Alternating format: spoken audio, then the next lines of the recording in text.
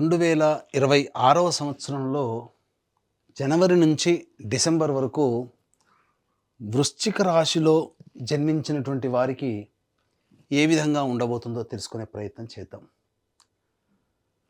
సాధారణంగా ఈ యొక్క వృశ్చిక రాశిలో జన్మించినటువంటి వారికి గురువు అష్టమ రాశిలో సంచారం చేస్తున్నాడు. కానీ మార్చి 14వ తారీఖు వరకు వక్రీకరించినటువంటి ప్రభావం చేత సప్తమ భావ ఫలితాన్ని కూడా అందివ్వబోతాడు. అయితే గురువు చాలా ప్రధానమైనటువంటి కీలక పాత్ర ఈ యొక్క వృశ్చిక రాశిలో జన్మించినటువంటి వారికి. మార్చి 14 నుంచి జూన్ 1వ తారీఖు వరకు అష్టమ స్థానంలో స్థితి పొంది ఉంటాడు. ఈ కారణం వలన ప్రధానంగా ఈ సమయంలో మార్చి 15 నుంచి మే వరకు కూడా జాగ్రత్తలు పాటించాలి. అంటే ఒక 2.5 నెలలు. మొదటి 2.5 నెలలు అనగా జనవరి నుంచి మార్చి 14 వరకు యోగకాలమే. ఒకవైపు నష్టం అనేటువంటిది అంటే ఆర్థిక పరంగా కావచ్చు, చేసే ప్రయత్నంలో విఫలం కావచ్చు, ఇలా కొన్ని నష్టాలు ఉన్నప్పటికీ కూడా మొదటి 2.5 నెలలు అనుకూలంగా వాతావరణం ఉంటుంది. గుర్తుపెట్టుకోండి, దైవానుగ్రహాన్ని ఈ మొదటి 2 నెలల్లో వృశ్చిక రాశిలో జన్మించిన వాళ్ళు పొందే ప్రయత్నం చేయాలి. ఇక తదనంతరం మార్చి 15 నుంచి మే 31వ తారీఖు వరకు అష్టమ రాశిలో సంచారం చేస్తూ ఉన్నటువంటి కారణం చేత కొంత నష్టములు అనేటువంటి ఉంటాయి. మనది అనుకున్న వస్తువు మన దాటి వెళ్ళడం, అంటే ఆ వస్తువునంటే వ్యక్తులు కావచ్చు, లేదా గృహము కావచ్చు, వాహనము కావచ్చు, మనం జాగ్రత్తగా దాచుకున్న వస్తువు కావచ్చు, ఏదైనా ఈ వృశ్చిక రాశిలో జన్మించిన వాళ్ళు కోల్పోయే అవకాశం ఉంటుంది. మనది అనుకున్నది మన నుంచి దూరం అవుతుంది. కాబట్టి జాగ్రత్తలు పాటించండి.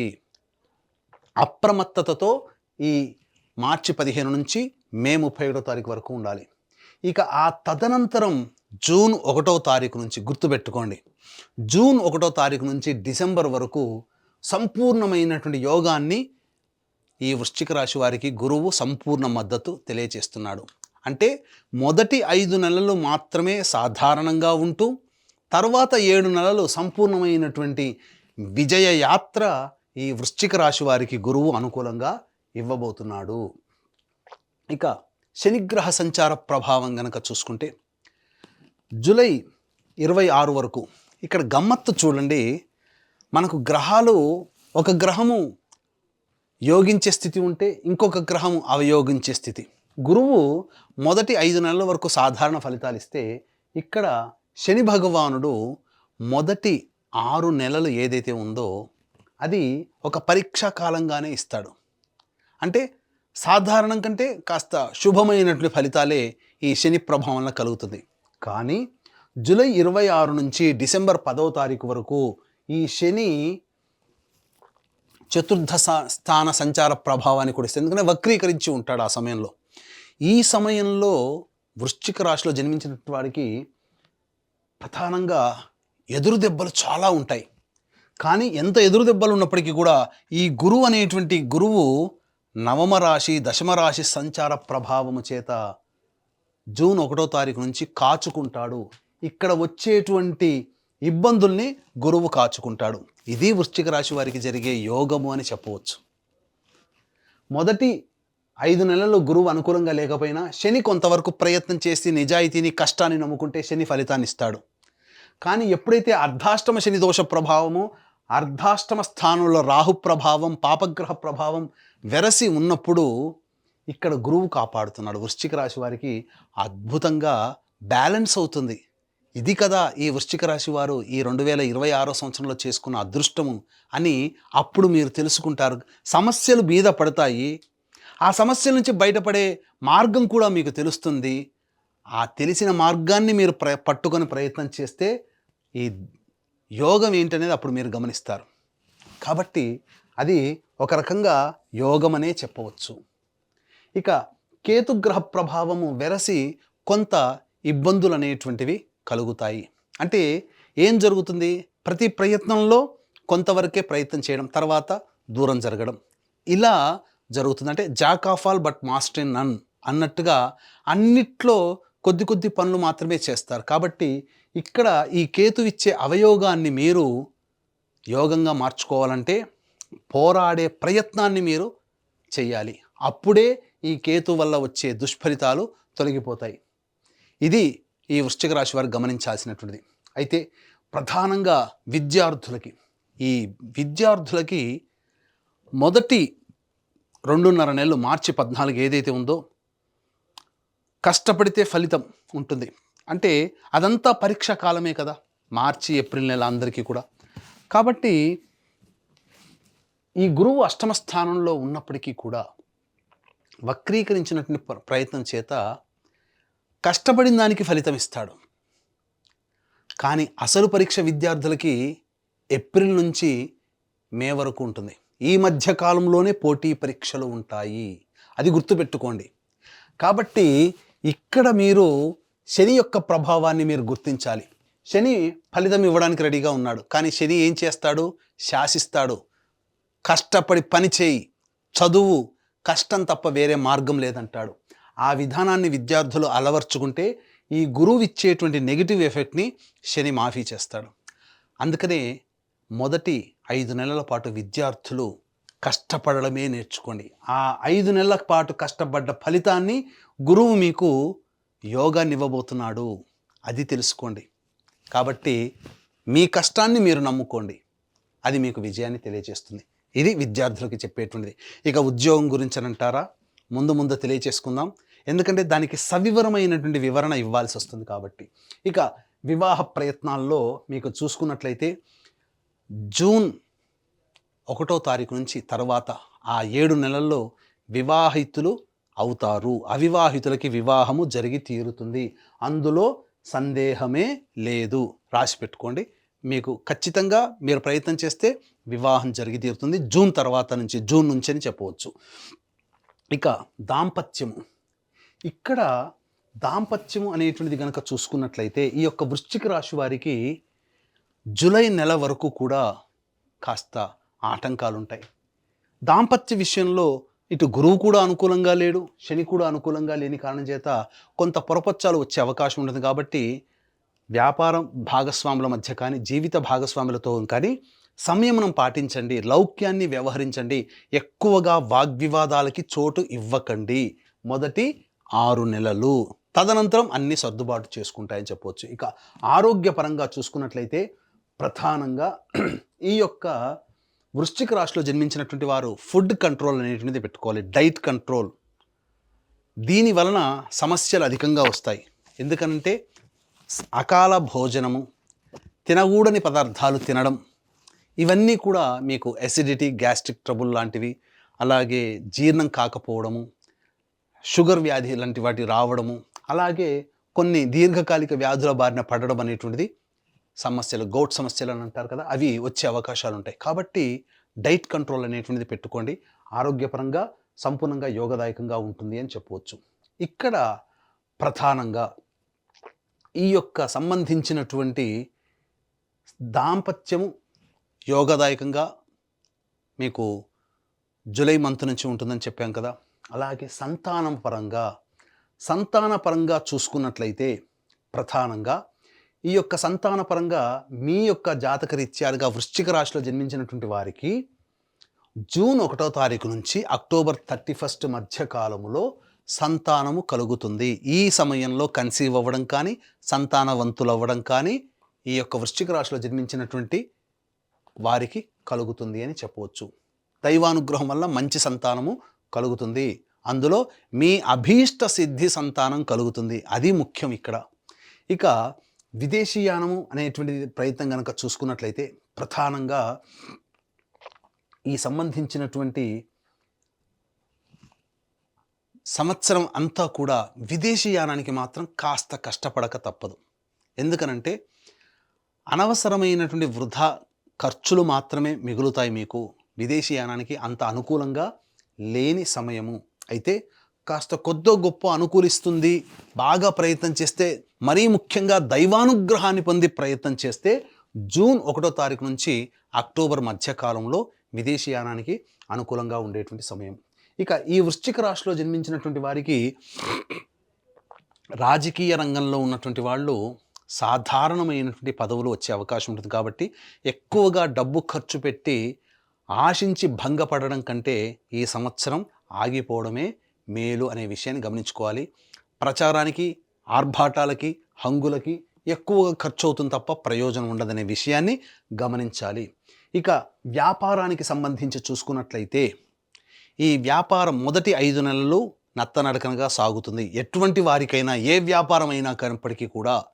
కాబట్టి జూన్ తర్వాతనే వ్యాపారము అభివృద్ధిలోకి వస్తుంది. కాబట్టి నూతన వ్యాపారం ప్రారంభించాలనుకునే వాళ్ళు, వ్యాపార విస్తరణ చేయాలనుకునే వాళ్ళు మీ యొక్క జాతకాన్ని అనుసరించి, మరీ తప్పదనుకుంటే జాతకాన్ని దగ్గరలోని మంచి ఉపాసనా పరులైనటువంటి పండితులకి చూపించి ప్రయత్నం చేసి ముందడుగు వేయండి. లేదంటే జూన్ తర్వాత మంచి ముహూర్తం చూసుకొని మీరు దైవానుగ్రహాన్ని పొందే ప్రయత్నం చేసి తదనంతరం మీరు వ్యాపారాన్ని మొదలుపెట్టండి. అనుకూలమైనటువంటి ఫలితం అనేటువంటిది కలుగుతుంది. ఇక ఈ యొక్క వృశ్చిక రాశిలో జన్మించినటువంటి కళారంగంలో ఉన్నటువంటి వాళ్ళు ఎవరైతే ఉంటారో వాళ్ళకి సాధారణమైనటువంటి ఫలితాలు ఉంటాయి. ఆశించిన మేర ఫలితాలు రాకపోవడము, చేసిన ప్రాజెక్టుల వల్ల కీర్తి ప్రతిష్టలు సాధారణంగానే ఉండడం, ఒకంత మధ్యమ స్థాయి అనగా సాధారణ స్థాయి ఫలితాలు, సాధారణ స్థాయి ప్రజాదరణ ఈ వృశ్చిక రాశిలో జన్మించినటువంటి వారికి కలుగుతాయి. ఎదుటి వారి వలన ఎక్కువగా నష్టాలు పోయే అవకాశం ఉంటుంది కాబట్టి నమ్మే వ్యక్తులే మిమ్మల్ని మోసం చేస్తారు, నమ్మిన వ్యక్తులే అని గమనించుకోవాలి. ఈ యొక్క వృశ్చిక రాశిలో జన్మించినటువంటి రైతులు ఎవరైతే ఉంటారో వాణిజ్య పంటలు కనుక వేసుకుంటే వాళ్ళకి సంపూర్ణమైనటువంటి యోగదాయకము, ఆశించిన దానికంటే ఎక్కువగా దిగుబడి, రాబడి కూడా ఎక్కువగా ఉంటుంది. కాబట్టి రైతులు ఆ విధంగా ప్రయత్నం చేయండి. ఇక ఈ వృశ్చిక రాశిలో జన్మించినటువంటి స్త్రీలు ఎవరైతే ఉంటారో ఇప్పటి వరకు స్త్రీలని, ఈ వృశ్చిక రాశి స్త్రీలని ఇప్పటి వరకు మిమ్మల్ని గౌరవించిన వాళ్ళే ఈ సంవత్సరం ప్రథమార్థం అనగా మే, జూన్ వరకు కూడా దూరం పెడతారు. అంతరం పెరుగుతుంది.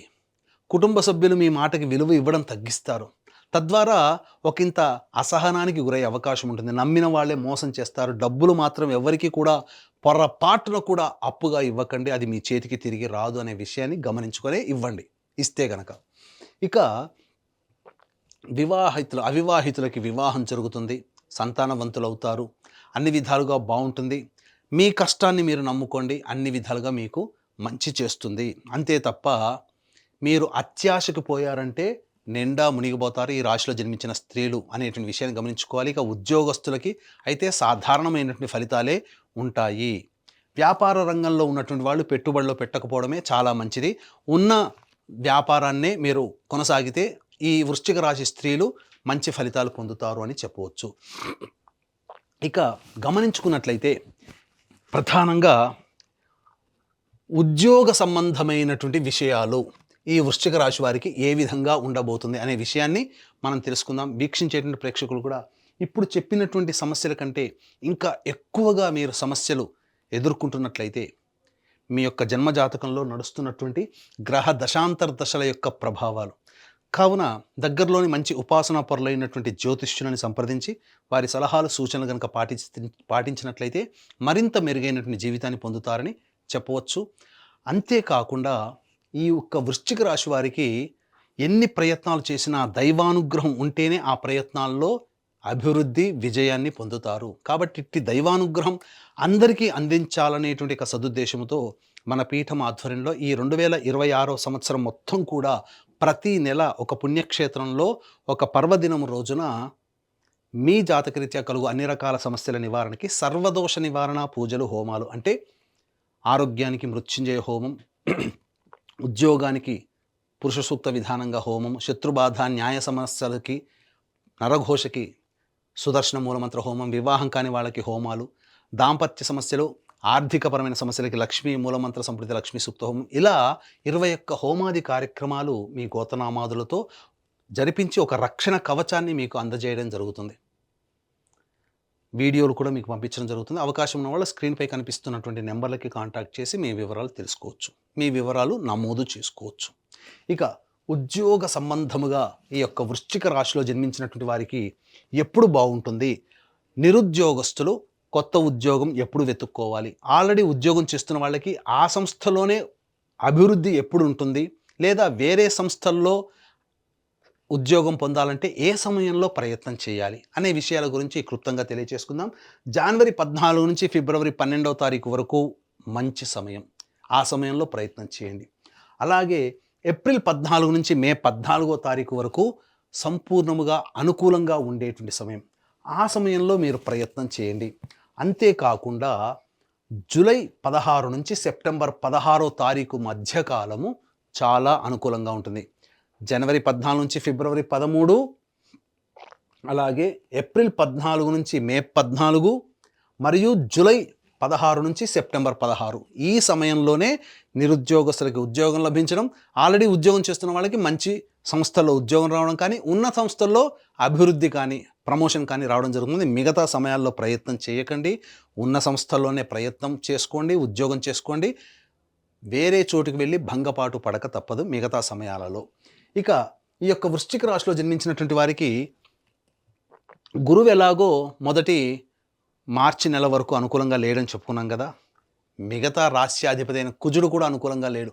అర్ధాష్టమ కుజ ప్రభావం వలన అకాలమైనటువంటి విరోధాలు బంధుమిత్రులతో, అలాగే ఈ సంబంధించినటువంటి వాహన ప్రమాదాలు చోటు చేసుకునే అవకాశం కూడా ఈ యొక్క మార్చి నెల వరకు ఉంటుంది. ఇక ఏప్రిల్ నెల మాసంలో ఆలోచించిన పనులు నత్తనడకన సాగుతాయి. దీనికి తగ్గట్టుగా గురువు కూడా అష్టమ స్థానంలోనే ఉంటాడు. మే మంత్ మాత్రం అన్ని విధాలుగా శత్రువులపై విజయాన్ని పొందుతారు. మే 1వ తారీఖు నుంచి జూన్ 19వ తారీఖు వరకు. జూన్ 19 నుంచి ఆగస్టు 1 వరకు దాంపత్య సమస్యలు, వ్యాపార భాగస్వాముల మధ్య సమస్యలు, లేదా ఎవరితో కలిసి పనిచేసిన వాళ్ళతో సమస్యలు. ఈ ఆగస్టు 2 నుంచి సెప్టెంబర్ 17వ తారీఖు మధ్యకాలం మాత్రం అనారోగ్య సూచనలు, వైద్యుని సంప్రదించడం, శస్త్రచికిత్సలు జరుగుతుంది. ఇక సెప్టెంబర్ 18వ తారీఖు నుంచి నవంబర్ 11వ తారీఖు వరకు న్యాయపరమైనటువంటి సంబంధాలు, ఇబ్బందులు ఎదుర్కోక తప్పదు. ప్రభుత్వం పరంగా పన్నులు చెల్లించాల్సినటువంటి పరిస్థితి. నవంబర్ 12 నుంచి డిసెంబర్ వరకు కూడా కోపతాపాలు ఎక్కువగా ఉంటాయి. ఇతరుల మీద ఆగ్రహము, అసహనం ఎక్కువగా ఉండడం వల్ల సమస్యలు కొని తెచ్చుకుంటారు అని చెప్పవచ్చు. ఏతావాతా చెప్పొచ్చేది ఏమిటంటే, ఈ యొక్క వృశ్చిక రాశిలో జన్మించినటువంటి వారు ప్రధానంగా సమస్యల వలయం అనేటువంటిది ఉంటుంది. సాధారణమైనటువంటి ఫలితాలే ఉంటాయి, మిశ్రమ ఫలితాలు పొందుతారు. కాబట్టి ఈ చెప్పినటువంటి సమస్యల పరిష్కారం కోసం ప్రతిరోజు కూడా హనుమాన్ చాలీసా రోజుకి 5 సార్లు పఠించడం, అలాగే కాలభైరవాష్టక పారాయణం రోజుకి 3 సార్లు పఠించడం చేయాలి. ఇవి సాధారణంగా మీ దైనందిన జీవితంలో వచ్చే సమస్యలు. ఇక సమస్యలు అధికంగా ఉన్నాయంటే ఎలాగో మన పీఠం ఆధ్వర్యంలో జరిగే సర్వదోష నివారణ పూజల హోమాల్లో మీరు పాల్గొనే ప్రయత్నం చేయండి. మరియు మీకు మంచి మంచి విషయాలు మేము తొందరగా మీ దగ్గరికి రావాలన్నా మనం ప్రారంభించినటువంటి సంకల్ప మందిర్ అనేటువంటి ఫేస్బుక్, యూట్యూబ్, ఇన్స్టా మీరు ఫాలో అయ్యే ప్రయత్నం చేయండి. మంచి మంచి విషయాలు మీకు అతి త్వరగా మీకు అందుబాటులో ఉంటాయని చెప్పవచ్చు.